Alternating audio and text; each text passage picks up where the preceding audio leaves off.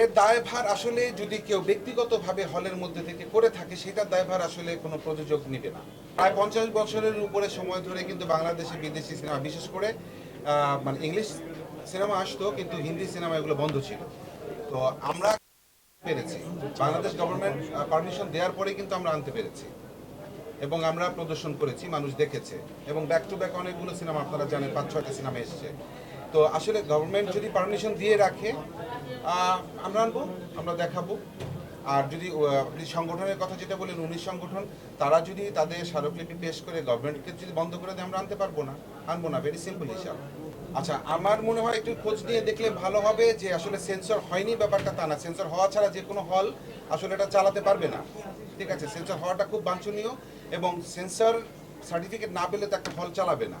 তো আমার মনে হয় যে খোঁজ নেওয়াটা বেটার, যে আসলে সেন্সরের কনফার্মেশনটা পাওয়ার পরেই কিন্তু সিনেমাটা চলেছে। আপনারা জানবেন যে এটার অফিসিয়াল স্ক্রিনিং কিন্তু গতকাল হয়েছে, অফিসিয়াল স্ক্রিনিং, এবং আগে থেকেই কিন্তু কথা ছিল স্ক্রিনিংটা আজকে হচ্ছে 4 তারিখ, রাইট? 3 তারিখে হবে, আজকে 3 তারিখ, সরি, গতকাল 2 তারিখে কিন্তু অফিসিয়াল স্ক্রিনিংটা হয়েছে।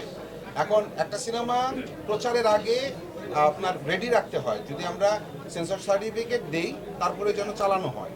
যেহেতু আপনারা জানেন যে কপিগুলো আগে চলে আসে, সেই ক্ষেত্রে কোনো হল মালিক চালিয়েছে কিনা সেই ব্যাপারে আমার ব্যক্তিগতভাবে জানা নেই, নাম্বার 1। আর অফিসিয়াল স্ক্রিনিং কিন্তু গতকাল 2 তারিখে হয়েছে স্টার সিনেপ্লেক্সে, এটা আপনারা অনেকেই হয়তো বা তখন উপস্থিত ছিলেন। এটা কিন্তু ডিক্লেয়ার গতকালই হয়েছে এবং অফিসিয়ালি চলেছে। এখন কারো কাছে ধরেন ডিস্ক দিয়ে রাখা হলো, সে যদি তার হলটা চালায়, সেটা আসলে সেটার দায়ভারটা আসলে আমরা তো হলে হলে যেয়ে প্রতিদিন দেখতে পারি না। আমাদের কিন্তু কনফার্মেশন দেওয়া আছে, সেন্সর সার্টিফিকেট পাবো, তারপরে আমরা অফিসিয়াল স্ক্রিনিংটা করব, যেটা গতকাল হয়েছে। সাংবাদিক ভাইরা উপস্থিত ছিলেন, তারা আপনারা জানেন। এর দায়ভার আসলে যদি কেউ ব্যক্তিগতভাবে হলের মধ্যে থেকে করে থাকে সেটার দায়ভার আসলে কোনো প্রযোজক নেবে না। অবশ্যই সেটা যেগুলো যদি যেহেতু এর একটা কমপ্লেন এসছে, এই কমপ্লেনটার ব্যাপারে আমাদের অবশ্যই সজাগ থাকতে হবে এবং সেটার ব্যাপারে প্রয়োজনে আমরা তাদের কাছ থেকে লিখিত নিব।